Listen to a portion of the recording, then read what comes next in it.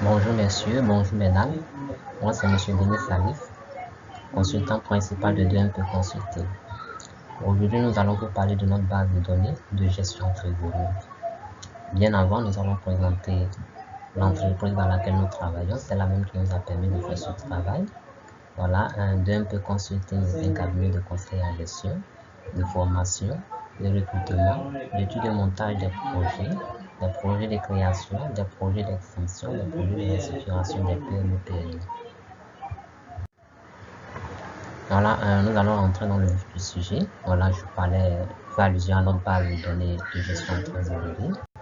Voilà, nous allons voulu répondre à la problématique du fait que beaucoup d'entreprises connaissent de nos jours de plus en plus les difficultés qui sont liées à la trésorerie.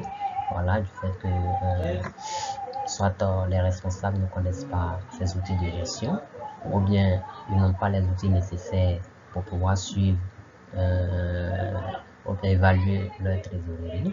Voilà, c'est dans ce cadre-là que nous avons conçu cette base de données-là. Voilà, il faut dire que vous avez là l'écran d'accueil. D'un côté, le menu de consultation, voilà, qui permet de voir les états. Voilà, et le menu de la zone de saisie. Le menu de la zone de saisie, vous avez le budget prévisionnel, voilà, qui est à saisir avant de commencer à effectuer les différentes opérations. Il faut dire que les opérations sont reparties sur 12 mois et les 12 mois ont été divisés en 4 groupes distincts. Voilà, je vous parlais des trimestres. Voilà.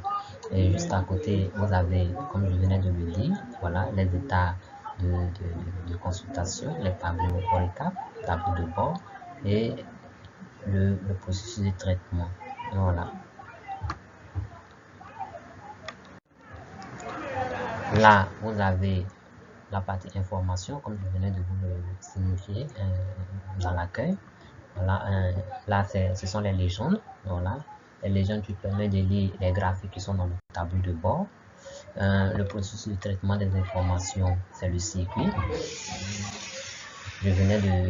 Comme je venais de le signifier tout à l'heure, voilà, la compétition, comme on a l'habitude de dire, est pédagogique, donc je vais revenir là-dessus. Vous avez la saisie du budget prévisionnel, la saisie des opérations courantes, la centralisation des opérations dans le récap, et là, vous avez l'analyse des informations budgétaires, voilà, pour pouvoir dégager les écarts. Là, on parle de suivi et évaluation. Et juste à côté, vous avez l'analyse par le tableau de bord, voilà, qui permet de voir en fonction des indicateurs ce qui va et ce qui ne va pas. Voilà. Et juste à côté, la feuille de classeur, voilà, c'est les différentes informations qui nous permettent d'avoir accès aux différents tableaux et fichiers. Voilà. Vous avez les feuilles de saisie qui sont en couleur verte, les états en violet, le tableau de bord en bleu et les informations en rouge. Là, devant notre écran de saisie, comme vous le constatez, état de nos activités au mois de janvier 2019. Voilà les différentes opérations qui sont saisies. Voilà, le tableau se compose de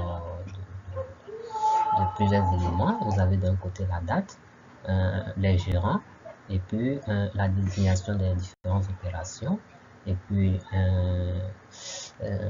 l'identité des opérations, que ce soit recette ou bien dépense, et la base de données fait automatiquement le solde. Voilà, là vous avez là le budget prévisionnel. Dans le budget prévisionnel, vous avez deux types de budget, le budget d'exploitation et le budget d'investissement. Là, vous avez les états mensuels de trésorerie après les saisies. Vous avez là les différents mois de l'année avec les montants des recettes, voilà, les montants des dépenses et puis les soldes de chaque fin de mois. Ensuite, vous avez un graphique qui permet d'illustrer un peu ce que les informations que vous avez dans le tableau. Là, c'est le tableau de bord. Voilà. Là, c'est le cœur même de la base de données. Voilà, elle permet déjà de vous signifier votre état.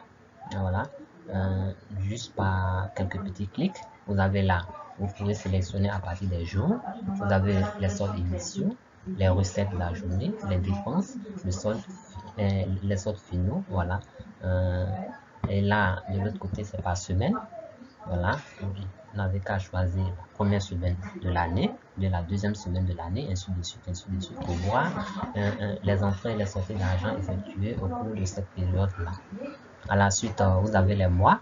Voilà, au niveau des mois, nous avons la comparaison entre le budget et les réalisations et le budget prévisionnel. Voilà, à la suite, vous avez un graphique pour illustrer les informations, voilà, qui sont contenues dans le budget prévisionnel et le budget réel.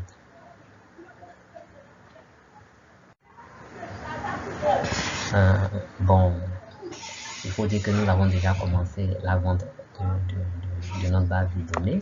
Voilà, tu commences à cartonner sur le terrain.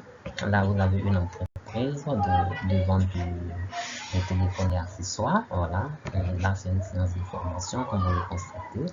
La base de données à l'écran. Voilà, c'est moi, je suis juste à côté arrêté. Voilà, et comme je le disais tout à l'heure, voilà, c'est le même exemple qui est là. Voilà.